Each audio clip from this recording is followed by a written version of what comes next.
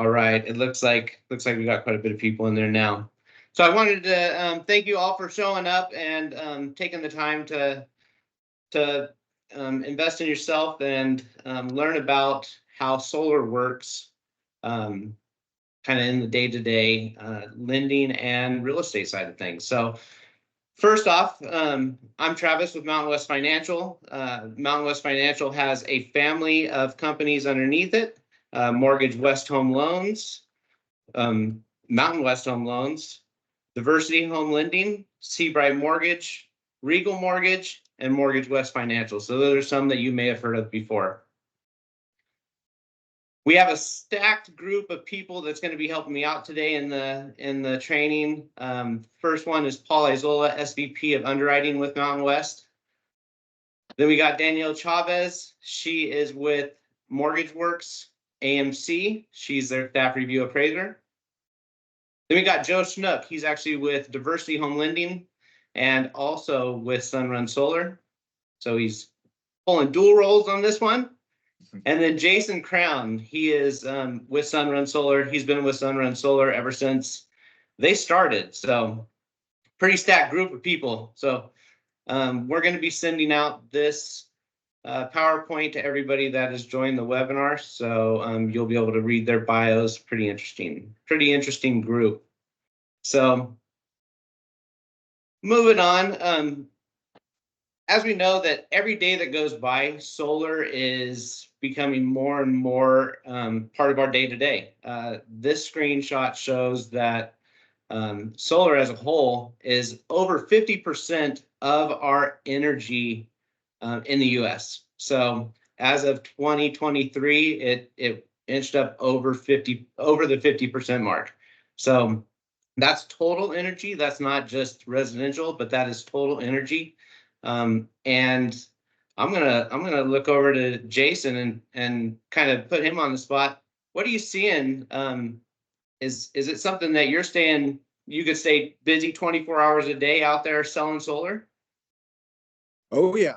Yeah, there's definitely plenty of homes still looking to go solar, which is great. It's a great industry to be a part of. Yeah, I mean, I just see it every day. I see those vans driving all over the place. It just almost as many solar vans as there is Amazon vans. So it's pretty exciting for you guys. Also, Joe is I believe Joe is in Hawaii right now. He's been selling solar in Hawaii. I think he's there like half of every month out there selling solar. So are you there right now, Joe? Oahu.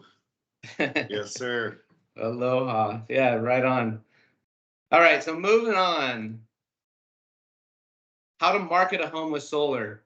I'm going to push this one over to the solar experts because you guys know kind of the ins and outs, what the best way to market a home, what the realtor should know, putting it on MLS and kind of things in spotlight. Jason brought something up in a meeting a few days ago, and he was talking about living the solar lifestyle. So, Jason, can you expand on that? Yeah, you bet. So I think when we spoke the other day, you posed the question, hey, if you were a realtor selling a home with solar, what might you do? And, I think realtors, they have an amazing job. They're very good at marketing a home. And, part of marketing that home is helping the customer or, future buyer view the lifestyle they might have within that house. If it has a outdoor patio, they're very good at painting the picture of, hey, how much you use this in your lifestyle, or here's the benefits of lifestyle. And then oftentimes, I think when it comes to solar, maybe it's just we don't know a lot about it, or it's newer. We oftentimes jump straight to the numbers and say, well, the nice part about having solar is it will save you $20 a month, or hey, it may save you in the future.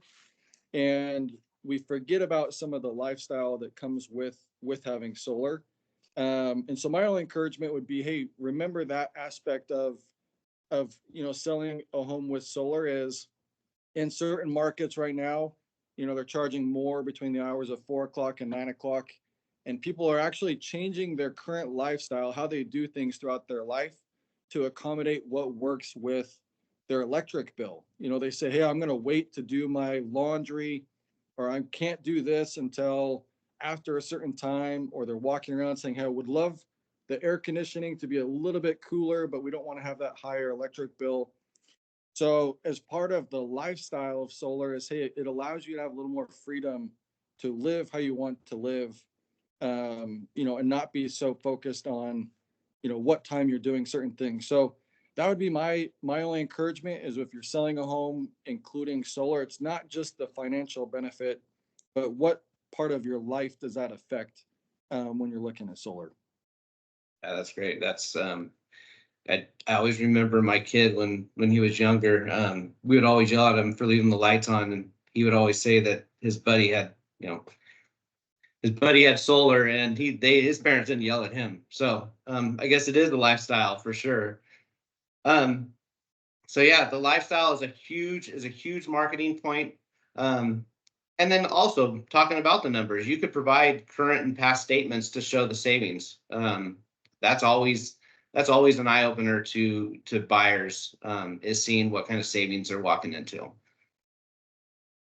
The work is already done. Joe, can you expand on how long it takes to put a solar system on a house, and you know, is there kind of a downtime? I know a buddy of mine just got one done, and it was really quick. He went through Sunrun also. It was probably 10 days. Well, I think they were out there for like a day and a half installing the unit, and then it took like 10 days for it to turn on or to go live. But also, if somebody has the property or already has the solar system, they're kind of walking into something day one. What's your thoughts on that? Absolutely. It depends on the market in which you're doing an install. So, you know, there's HOAs, we're used to them being, you know, potential roadblocks. But relatively nowadays, everything is pretty much a smooth process.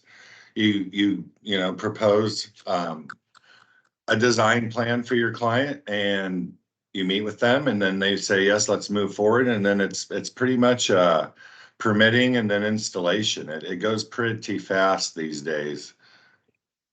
Awesome. All right, and then never worry about rolling power outages again. Some systems have battery backup, and that is a big thing. Out here I'm in California, next to the foothills. Whenever there's a breeze, they turn our power off. So I think that's a big thing, is having that battery backup. Is that pretty much sold with all systems nowadays? Nowadays, absolutely, yes. When we talk about past systems, battery storage, the storage of the power your panels are producing is relatively new. So there's a lot of older systems, people that were on the bandwagon when solar became popular, and they have a first system that was built to accommodate their needs. But what we didn't have in the solar industry at that time was the technology to store it. Now that we're looking at what electric companies are doing with what we call time of use in our industry. And that's when the electric companies are regulating your power usage. They're charging you more during peak hours of usage, and which is generally nighttime. That's when your panels aren't producing power. So what the battery does, A, it's going to prevent blackouts when there's a strain on the grid, but B, it allows you as a homeowner to say, I'm not going to buy power from the electric company at nighttime. I'm going to pull that power from the energy stored in my battery on my own house. So you're essentially as off the grid as you can be these days.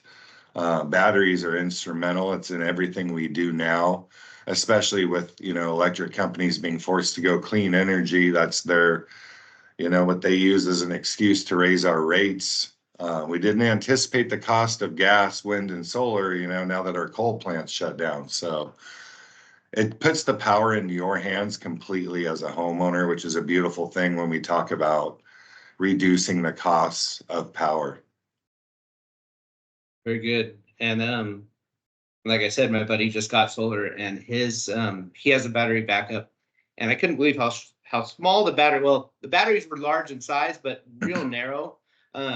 that kind of takes me to the next point, which is being prepared. So as real estate agents, you're typically the first ones to see the property, to notice what the property has. The property has a pool, the property has brand new cabinets and countertops, the property has an open floor plan. But as you're walking around, does the property have these batteries, mounted on the walls? Does the property have solar on the roof? That's things that you should be looking out for, because you are the first person to the property. You're out there taking your listing agreement, viewing the property, and that's something that knowing up front is going to be huge for the rest of the transaction. No matter if it's a cash transaction, if the transaction is going through a lender, no matter what, there's going to be extra steps because the property does have solar. So knowing that up front is a huge thing. So what I would recommend right off the bat is talking to the seller and getting a copy of that contract. The seller is going to tell you a lot of different things. The seller could tell you that they own the solar outright. And maybe they think that they do, but it could be a type of financing that maybe they just assume that it's owned outright, but it's really not. So by you having that contract, you can forward that over to your loan officer and say, hey, this is on a property that I'm going to be listing. Can you tell me what I'm going to be faced with? Just so right up front, you can know what you're getting into. And then also you can kind of prepare your sellers what they're gonna be up against. They may not be up against much. It may be a power purchase agreement where it's a very quick and easy transfer. It could be they own the solar outright, which is again a really quick and easy thing. But it could also be a hero or something like that we'll talk about a little bit later that could really affect what they end up netting at the end of their transaction. So getting a copy of that contract up front is huge, and get that contract to your lender right away so they can kind of dig into it and give you the info on that. Some contracts cannot be transferred, like we talked about. So those ones would need to be paid in full prior to closing. Either the seller's paying in full or the seller's agreeing with the buyers to work something out that it's going to be paid in full, but there's going to need to be negotiations there, and it's good to know that up front. Again, make your loan officer aware that the home has solar. In most instances, the solar companies need to approve the buyer. So I'm going to look back over to Joe on this one. I know that like leases, we're not seeing as many leases anymore. Most companies are going over to the power purchase agreements, but either one, how hard is that transfer? I know that you guys have something set up to make the transfer pretty easy. Yeah, we do. We have the #1 rated lease option and power purchase agreement option in the industry, which is awesome. It means we have a bigger variety of options for clients. When we talk about leasing, power purchase agreements with these new systems, especially introducing battery technology, that's a lot of money. Batteries are very expensive, and multiple batteries that compounds. So we've introduced options that allow people to go solar without all of the costs. Hey, I don't want to own it. I don't want to have to deal with the maintenance, the insurance. I want you guys to take care of it. So we have a program, whether it's leased or power purchase agreement. Both of those options with us, 98.5% transfer rate when you sell your home, which is awesome. That means 1.5% of the time people are going to nitpick it, but pretty much seamless. What we see in our industry is the new home buyer is the only thing they're essentially going to be concerned with is what's the term left on that lease, right? They're buying electricity at a lower price per kilowatt. So they want to ensure that how long does that pricing remain for us? And ours is 25 years. So it's really a transition of just information. When your realtor understands what any solar provider's terms are, makes it a lot easier to explain to prospective buyers. And we've really taken a lot of time and effort into preparing those pamphlets I sent you, and Yeah. they're very informative. But the sooner you can get in touch with the solar company whose system's on the home, if it's leased, financed, whatever, it's not that big of a hurdle anymore with home sales. I will say, when we have a finance system, non-owned, it's a bank loan system, that's where we're going to see a few extra hurdles nowadays. Does the seller of the home want to pay off that system? Does the buyer want to assume that loan on that system? And really what it gets down to is the buyer, what's their family's consumption needs versus that system's production, right? You could be buying a home that's occupied by 2 people and you're moving in with your wife and 3 kids. You're going to add more usage under that same roof than what that original system was designed for. So those are questions Jason and I can be here to help moving forward. If anybody has questions, Travis, you've got my info to send to anyone. It's a quick phone call to somebody, to Jason or I, and we can help alleviate those stressors and answer those questions. Yeah. Hey, Yeah. hey, Joe or Jason, I another thing I've heard of recently, I was wondering if you guys could talk to that is, what if a buyer, down the road after they purchased a property wants to look into actually buying the system outright that's currently in a lease or power purchase agreement? Are there options for that? Yes.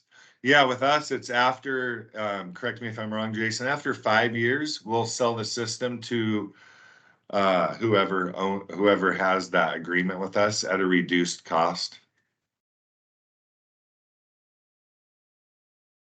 So I know that we've had quite a few transactions where, we get midway through the transaction, we're already have a contract. We've ordered the appraisal.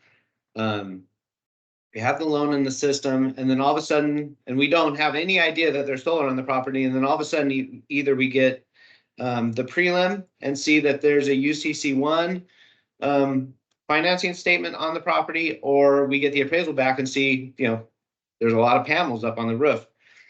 And then we start going through the process, and sometimes like leases and power purchase agreements, sometimes there's companies out there that have certain things that they need to meet to be able to assume a power purchase agreement or assume the lease.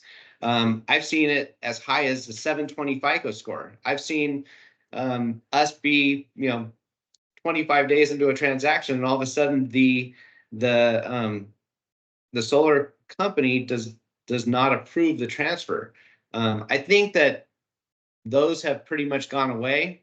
But Joe, you did bring up something the other day that you guys do have requirements, but then also in lieu of those requirements, you have something else that makes it an easy transfer. What was the other piece of that? I'll preface this by saying there should never be a situation where a buyer doesn't qualify to assume a lease or a power purchase agreement. With us, it's virtually impossible. So what we do a soft credit inquiry. If you're not a 650 FICO score, then we have 3 other loopholes. You can either show us your mortgage pre-approval letter, buy a home all cash offer, or pay a $250 credit waiver fee, and then it transfers seamlessly. So really, there should never be a situation in which a prospective buyer won't qualify to assume that lease. Yeah, that's good to know. And again, by knowing that there's solar on the property up front, obviously we don't run into that issue halfway through the process. I'm gonna move over to the next slide. Hey, Travis. Yes. One thing I think actually would be helpful, that a lot of people, a lot of time on the lending side, they'll pull that, UCC1 filing.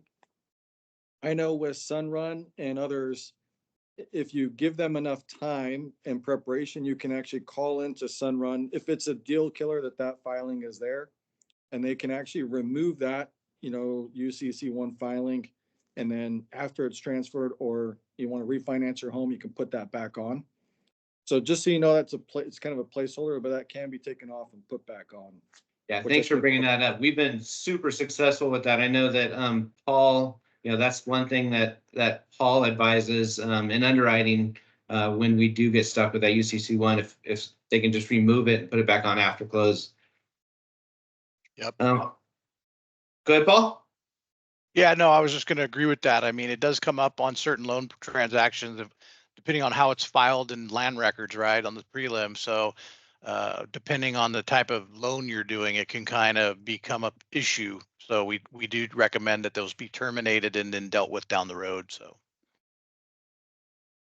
Yeah, we have ways around a lot of the things, but it's just, again, great to know up front, so we can work on that and have time. Yep. So it doesn't affect the escrow period. Yep. Paul, I'm going to push this one over to you. Actually, this Yep. one and the next couple. So go for Yeah, it. no problem. Yeah, so like from a lending standpoint and more specifically underwriting, when we're looking at a file, we need to determine the type of financing that's behind the solar. Because I mean, solar's not a big deal, but it's just we got to know what we're dealing with in terms of like the type of financing. So these are the most common here that are listed out: the PACE, which is like property assessed clean energy financing, lease agreements, power purchase agreements, and then separately financed solar panels where the panels themselves are like the collateral. And I always kind of liken it to a car loan, right? Where you buy a car, the car's the collateral, you make your last payment, then you own the car free and clear.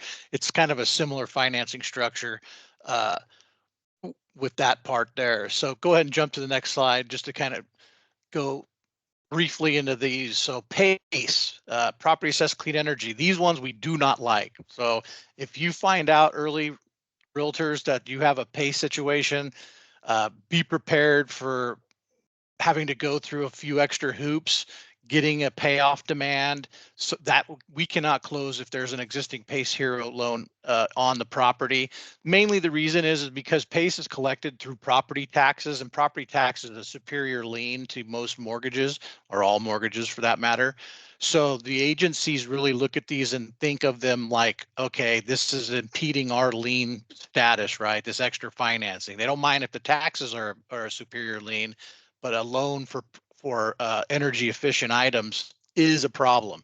So these have to be dealt with depending on what program or administrator is behind the type of Hero, because Hero is just a type of program. There's other ones out there that are all fall under the PACE mantra, but you have to contact those companies and see what the process is of getting them paid off. And then like Travis had mentioned earlier, it's a negotiation possibly. Maybe the seller is going to pay it outright. And these things can be upwards of $30,000 to $40,000, depending on how long ago they installed their panels and whatnot. So it's not an insignificant amount of proceeds if the seller pays it that they're going to lose out on. So it can't be transferred. I mean, it could be transferred, but we wouldn't be able to do a mortgage on it. So won't spend too much more time on that. We don't see many of these anymore. This kind of was a fad, in my opinion, for a little bit where people were doing this, but not so much anymore. So, but they do come up from time to time, so you should be aware of them. You can go to the next slide. I'm just going to jump off subject for real quick. I have seen some of the PACE financing where we have a UCC1 on title, but there's no solar panels. And come to find out, somebody financed in a new roof and windows.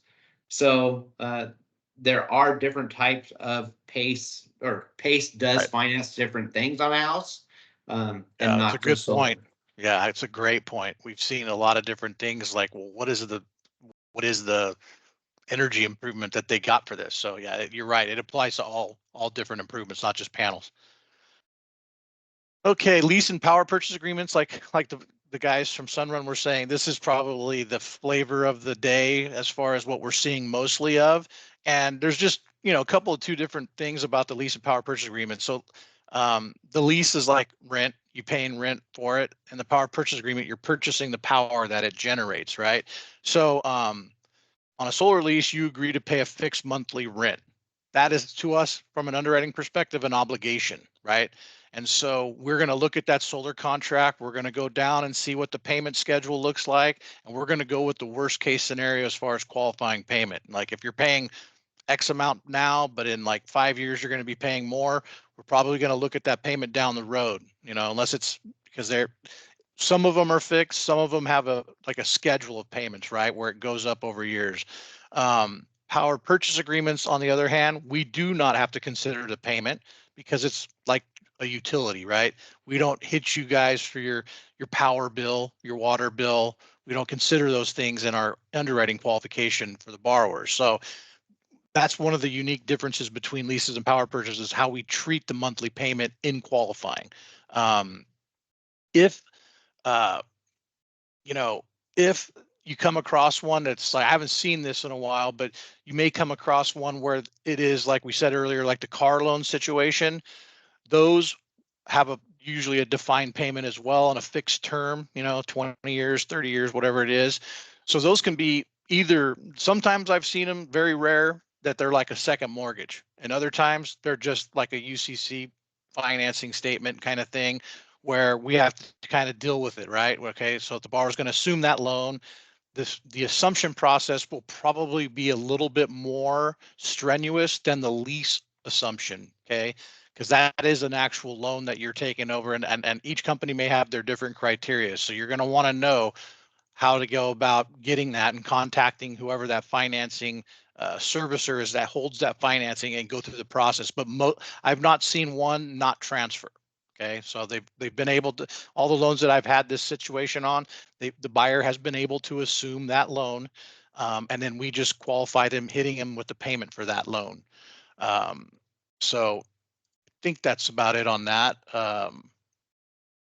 Right, thank you for that. Yeah, I agree with that. If you do have a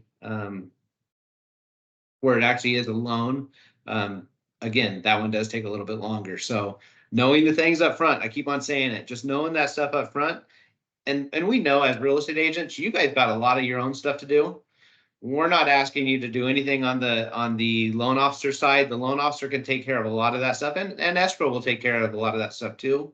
But if you just let the loan officer know up front that this thing has solar on it, that can get the loan officer working very early on putting the things in place to make this transaction go smoothly. I'll just reiterate this too. The first thing you really need to do if you see solar panels on is ask what kind of do you have financing, and if so, what type it is, and then get a copy of that contract prior to listing, just so you know, or maybe, well, I don't care if you do it prior to listing, but get it early in the process so you know what we're dealing with. I can't, because Travis, I can't tell you how many times have we been, it happens more than you think, where we're midway through a file that's going to close in 10 days and we're just now dealing with solar, and it delays stuff, and we don't want to delay closings. But at the same token, we can only do what we can do if we don't have the information up front. So yeah, best practice, get it early. Just makes it easier on everybody. And giving the sellers that information up front, preparing them for what's gonna go on through the transaction, is really the key. And then going on, so we've kind of left Danielle alone throughout this whole thing, but I'm gonna kind of call on her now. She went outside this morning and took a picture of her solar panels on her house, so you can see that behind her. Thanks for joining, Danielle. Thanks for having me. So one of the big things that I run into a lot is, I get a phone call after the appraisal done, and we have a seller questioning why they spent $60,000 on solar, but when the appraisal came in, the appraiser didn't give any value for the solar. And part of that is guideline related. And part of that is just because, solar doesn't add the dollar for dollar value. So can you go in and explain that a little bit more? Yeah, of course. Well, first of all, I think setting expectations is very important, even when, not to step on Sunrun's toes and get into their job. But, a lot of times it's marketed as, solar is marketed as automatically bringing value to your home. I think it's more of a positive selling point because there's so much benefit to having solar. But again, based on what type of financing there is on that actual system will help determine what type of value, if any, can be given on the solar for that property.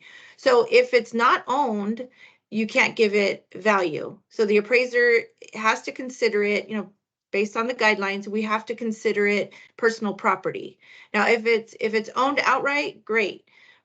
But then again, expectations, just like Travis said, it's not a dollar for dollar value. It's very similar to a pool. So you have a pool, you may have spent $75,000 on this elaborate pool and it's great, but you're never going to see, or rarely, I can't say never, but rarely going to see that type of an adjustment on an appraisal giving your pool a $75,000 value. So it's more based on utility and it's also driven by the market. So depending on what a particular market demand is for that amenity will determine what kind of value can be given to the solar. For instance, if you're in an area such as our mountain communities where you maybe don't run the air conditioning very much, or it's more cloudy, overcast, there's a much lower demand for solar there than out in the desert. Not that there's no demand, but there's a smaller demand. So the value, again, supply and demand is probably going to be less. And even sometimes there may be no value given just because the demand is so low. But when you get into those communities that have a strong demand and it's kind of the expectation of what people are actually, buyers are out in the market looking for, and they can see the value in solar, then you're going to see a greater adjustment on your appraisal. So it really just, it varies dramatically based on the market. So don't assume anything, I guess, basically when it comes to a value being given on a solar, because you can see you may have spent 80, let's say elaborate, 80 grand on your system. You got all the bells and whistles, the extra batteries and all that stuff, and you have this huge house, but you may only see a $5,000 adjustment on your appraisal. Please don't freak out. It happens. Unfortunately, it happens. So it's kind of tough. Yeah, I gave you the hardest slide to go over, just because that is a you got to kind of tiptoe around that one. Just yeah, it's a hard pill to swallow. Can I interject something here, Travis? Yeah, for sure. How you give value to a home that has a system on it when it's not there in writing on an appraisal report? Hey, I don't know if you watch the news, but your electric company just raised rates over the last 2 years, 28%. You're already in time of use, which means that your electric company's dictating when you can and can't do certain things under your own roof. Hey, have you seen the increased blackouts here because of the strain on the grid? This home alleviates all of those problems for you. So you're not giving it a money value, but you're giving it, like Jason said, a lifestyle value.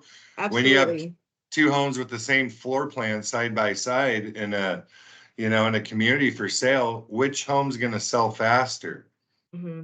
Well, I think kind of piggybacking again on what Jason was saying with the lifestyle, and it's an amenity. It's a great amenity, especially if people actually can realize the value in solar. Not that I'm trying to push solar, but I personally obviously have solar, and I do see a huge difference as far as what I would pay for my utility bill versus what I'm paying on solar, and not being so restricted. It's a great selling point. It's like curb appeal, type thing. It's a great amenity to have. And especially now, at least in California, new homes are required to have at least a base minimum of solar panels on their home.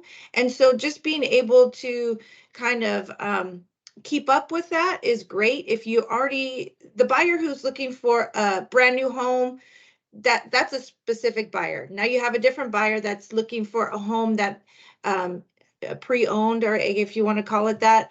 And a lot of those buyers, the reason they're looking for that is not because it's cheaper, not because, it's got all the, it's old fashioned or whatever it might be, but it's usually because a lot of the things are already done, like the yards are in, get different upgrades. Maybe they're a little bit more customized, whatever it might be. But now you have your solar, which is great because now you don't have to go through that headache of maybe interviewing solar companies, going through the whole pre-approval process, the time it does take to get the whole ball rolling and get your panels to go live. So it is, to me, it's a great selling point. Now that I understand how solar works, I think it's a huge benefit. Do you have an electric car? No. Are you planning on getting an electric car? No. I see a ton of electric cars, more and more every single day, and I'm just thinking, that is just another reason that True. solar makes sense. See, at least I'll be ready when I do jump on that bandwagon. I'll be ready. Yeah. Well, and I just want to interject too. I mean, in this day and age where we're in a higher rate environment and affordability is such a big topic, when a prospective buyer's looking at their overall monthly outflow and buying a house, they're not just now looking at their property, the loan amount, the hazard insurance, the tax amount.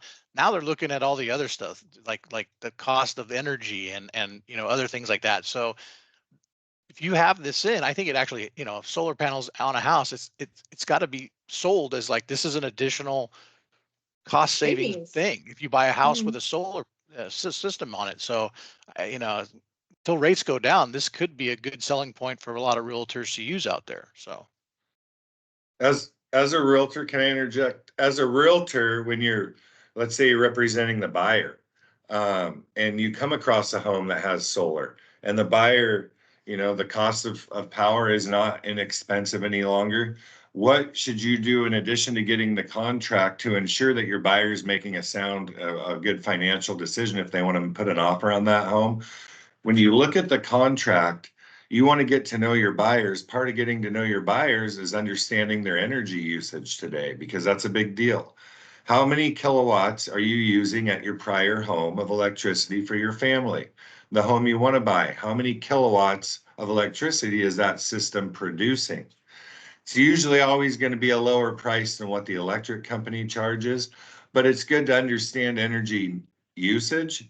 So that way, when you're looking to buy a home and you get that contract, you can say, oh, look, this system produces more power than what your family's consuming. Or look, the system isn't producing as much as what you've consumed, but look at the price per kilowatt versus what this local utility charges. Even though it's not going to produce 100% of the power your family consumes, you're still getting a good discount on a huge chunk of power you're going to consume under that roof. Very good information for sure. Okay, I'm jumping ahead. So this slide is something that Joe provided me early on when we started putting this workshop together. These are probably the most amazing handouts I've seen. And I'm not lying. I've seen a lot of different stuff when it comes to solar and making people, buyers and sellers, aware of what is going to happen. They have two different pamphlets, a pamphlet for the seller and a pamphlet for the buyer. They're phenomenal. So I wanted to put these into the workshop, the PowerPoint. There's also a link directly on here that'll take you to these actual pamphlets. I recommend every single one of you go in there, print them out, and just keep them. It really is really good information.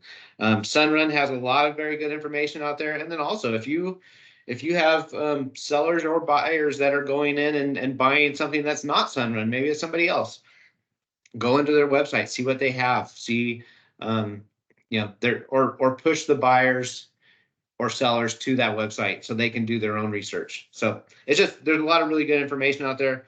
But this is really some of the best information that I've seen. And with that, we're pretty much done. Wanted to open it up for any questions that are out there. Let's see here. Couple of questions in the chat. Yeah, so Sal Hernandez made a really good point. So PACE financing. So if there is a PACE loan, that's where it is assessed to your taxes. Those can normally be found on the tax bill. So if you're not getting the information that you're looking for from the seller, you can always look at the tax bill. So that's a good way to see if it is an actual PACE loan. Yeah, and just to say, just so you know, like when you look at the tax bill, you'll see your normal assessments, and then you're going to see this big one. That's indicative of a PACE. It might not be named PACE or Hero or whatever. It might be named some abbreviated program name. But if you see something like a big dollar amount of a levy or an assessment in there, in addition to their normal ones, that's indicative of a PACE financing. Okay, Gina said, if you're interested in solar, where do you go to find them? So either Joe or Jason, where should a potential solar client go to start looking and shopping for solar? Should go to your phone and punch in my number. Great answer. So I do actually have It's the same with Joe's phone anything. number. I'll say this, it's pretty much the same with anything else. When you're making a big change, right? Whether you're buying, leasing, you're committing to a quarter century, if not longer now, of cost. And so when we, it's just like anything. Go get a few estimates, talk to a few different people, find the right fit for you, and it's not necessarily the provider of the product you're getting. Sometimes the sales rep you don't just jive with them. So like, with realtors and lenders, a lot of people say, hey, here's the 3 I would use. Call all 3 of them, pick the one that best fits, jives with you. So, I mean, you do want somebody who's going to be there, answer your calls. You want the person that's going to have the best warranties. And, we also are got to be conscious of what type of panels, what type of batteries are you using? How are those rated with the technology that's out there? It's just like anything else, get 3 quotes, make the best informed decision you can. Sunrun's awesome. It's not like I have a ton of experience in solar. I've been with 10 different solar providers. There's a reason why we're #1 in the country. There's a reason why we were at Home Depot, we're at Lowe's Home Improvement, and you can't be that bad if you're in Costco. We're there too. Yep. Next one is Kelly's asking, what if a family owns a home and that either owns a home currently or is buying a home that they think that they may need more panels? Is there a process of going back through the solar company to do that? Excellent question. I'll touch on this briefly. This would become more of a direct call to Jason or myself to get the particulars. When we're in the solar industry, just, hey, it's just what Sunrun says. We are hindered by what the state allows, the Public Utilities Commission allows. So it's state by state, jurisdiction by, certain areas. Like in Hawaii, I can go put a second system on no problem in Oahu. But if I go to Big Island, there are certain limitations. So each year, usually there's new changes made in what we can do and not do in this industry. As of, I think, was it January, right after the new year, in California, we could add second systems with battery storage. That's a game changer. So for those some of the new builds too, they set up the system and just kind of say you have to take the minimum number of panels, but the system's already fully expandable for adding more down the road. I've seen that in a couple of builders too. Yeah, we do. I do, like, primarily in Hawaii, I focus solely on second systems. I go to our existing clients who may not have had that system designed for them when they bought the home, or they their kid went through a divorce and now they have more people under the roof consuming more power. So we look at about a year's worth of power, what they've purchased, what they've consumed, and what are they getting billed for from their local utility, and we do design new systems, second systems that provide adequate power and the battery power, because a lot of these older homes that have a first system, they're missing that storage component, the battery. Great info. Moving on to the next question, or actually Christine Lowe let us know that the link for those pamphlets only takes you to the seller's guide. So we will get the buyer's guide link up and get that out to all of you. So sorry about that. Teresa is asking, is Pace and Hero just in California? And I'm not 100% sure if Hero is just, I know Hero is in California. I don't know if it's just in California, but Pace is everywhere. Yep. Pace Exactly. is just So property Hero assessed is clean energy.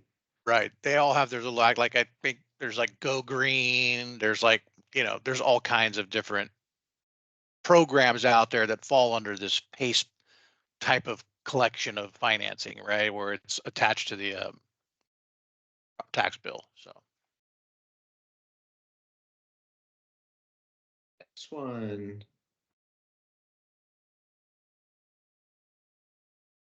Is Sunrun not in Oregon yet? Jason, you want to take that one? I live in Oregon. Yeah, I'm not unfortunately, working in Sunrun- Oregon. Yeah, unfortunately, Sunrun is not in Oregon at the moment.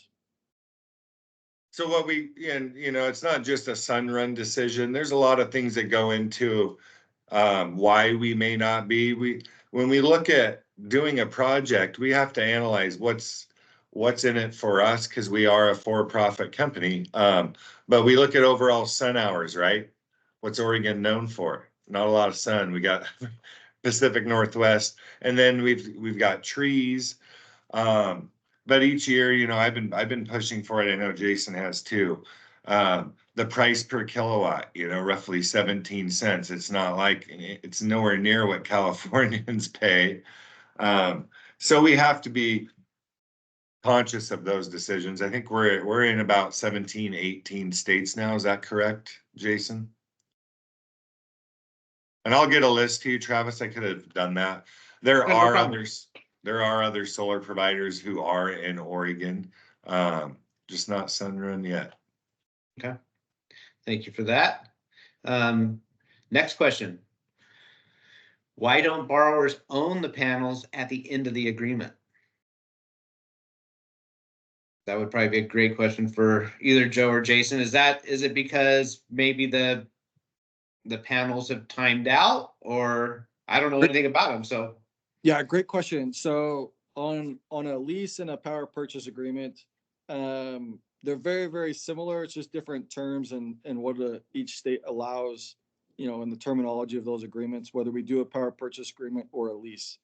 On a power purchase agreement, the reasoning legally, we would say, because I guess maybe to go to the question of what the options are after 25 years. So after your 25-year agreement, you actually have three options. Option one is they would say you could purchase the panels. Option two is you could renew to whatever program's going on at that time. Maybe they say they give you a new set of panels and here's a new agreement, or hey, continue on with that agreement, we'll monitor and maintain it. Or option three is we can remove those panels at no cost to the customer. The reason why at the end of a 25-year on a power purchase agreement, you don't own the panels, or there has to be a transaction to take over those panels, is because for 25 years by agreement, you've been buying power. You haven't been paying off a system. If you are paying off a system, well, then it'd be a financial product like a loan, and there would have to be different terms as a loan. It would show as debt like on a loan versus a utility bill. So there's pros and cons. On a power purchase agreement, one thing that we are providing is we give you a guarantee of how much power we're going to provide you. And so, for example, if you have a loan on solar and the solar doesn't work, let's say 2 months go by and the solar doesn't work, the loan provider who is providing that solar, they don't care whether the solar worked or not. You will pay off that loan, right? On most power purchase agreements, there's a production guarantee to where, hey, since we're selling you power, if it didn't produce, we would have to reimburse you for that power. So there's certain terms that are more beneficial if you're buying power. But with that, we can't all of a sudden flip it and say, hey, the panels are now paid off. But if you read between the lines of the three options, you can take over the panels, you can buy them, renew them, or we come take them off at no cost. The largest expense for the solar provider would be if you said, hey, Travis, come take these things off at no cost. We have to weather seal your roof. So the transaction to actually take over those panels will be very minimal. It just has to be a monetary transaction by agreement to get all the other benefits that a power purchase agreement allows you to have. In some states, for example, if it's a power purchase agreement, there's no taxes incurred. And so it's another benefit, but it's just the terms of that agreement after 25 years of why you get those three options. Does that make sense? Great information. Yeah. And kind of, I think Paul's gonna, I'll leave this one to Paul because I know exactly what Paul's gonna go with this too. What was I gonna go with? You were gonna say that if the agreement included the panels, then it would be, we would have to hit that in their DTI and their debt to income ratio as a cost. Correct. That was exactly what I was thinking. I was also thinking, at the end of the 25-year term, what I'm reading between the lines too is that you're probably going to be able to buy them outright at a pretty good discount. It's like similar to a car lease. When you lease a car, you pay so many years, and then if you want to buy it outright, it's usually whatever the residual value is left of those things. So I don't know what panels are worth at the end of 25 years, but I would assume that they're not going to be that expensive, especially compared to, like Jason said, the cost of removing them and making sure your roof is sealed. That was a great question. Thanks for asking it. Next question is, how do we get a copy of the contract on a home? Your best bet is going directly to the sellers. The sellers are the ones that have that contract. If they got rid of the contract, then they're going to need to be the ones that calls their solar provider. I don't believe that any of the solar providers out there will talk to anybody other than the person on the contract. So I believe that is going to be the best way. And it's easy to do. I help clients all the time. Because of our PPAs, people want to make sure their systems are producing as much power as we are contractually bound to give. So it's a quick call usually, and I've helped people do it with other solar providers.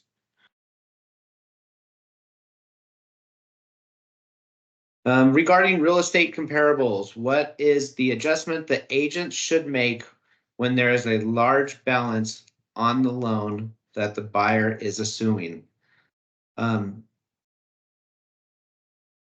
Who wants to take this one, Danielle or Paul? Well, Or I can from even, a, go ahead. from an Danielle. appraisal standpoint, that's a very tough question because it Yeah. really depends on the market. Yeah, if they're assuming a loan, I mean, that it would have to be based on how does that decision impact the marketability of that property compared to another property that does not have a loan somebody's assuming, right? And that's a very subjective adjustment to make. And it would depend on, I think, like what Danielle was saying is like, are you in the mountains or are you in the desert, and it might not have as big of an impact in like a very sunny, hot weather type of area. Right. But And again, is it owned? If you're taking it over, you don't own it. So right. there would be really no adjustment because we, as an appraiser, we cannot give it value. Right. So yeah. And the more I think that's about a it, I tough don't think one. appraisers get into the whole assumability of mortgages and whether they impact marketability. Like, I don't think it's going to impact comps from that regard. Right. It might make that house sit a little longer, and unless they really dig deeper and say, like, why did this house not sell right away? Oh, because it had a $60,000 loan that the seller wanted everybody to assume. I don't think we get that granular out there, but I mean, that could be the behind the scenes discussions going on between realtors and people go, why is this house sitting so long? I was like, well, the seller won't budge. He won't. He's saying he wants somebody to assume the loan. He won't pay it off with his proceeds. So. Yeah, that's a great question and really hard to really hard to give you an easy answer on it, but Yeah, if it's it's very not, gray area. yeah, if it's not owned, if that loan is not paid off and that thing is owned, you're probably not going to get a value for those panels out of the appraiser at the end of the day. So anyway, so that's it for all of our questions. we will be sending this PowerPoint out to everybody at the end of this. My phone number is on there if anybody has any questions regarding this. Joe's phone number is on there also. If anybody has any solar questions, please reach out to them. Also, we have loan officers that are more than willing to go to your offices and do trainings. We can do a training on solar. We can do a training on just about anything. So please reach out to your Mountain West Financial loan officer, and we thank you very much for taking the time out of your day, and thank you to all my panelists for helping out with this, and hope you have a great rest of your Thursday. Talk to you Thank later. you, guys. Thanks, everybody. Thank Take you. care. Bye. Bye.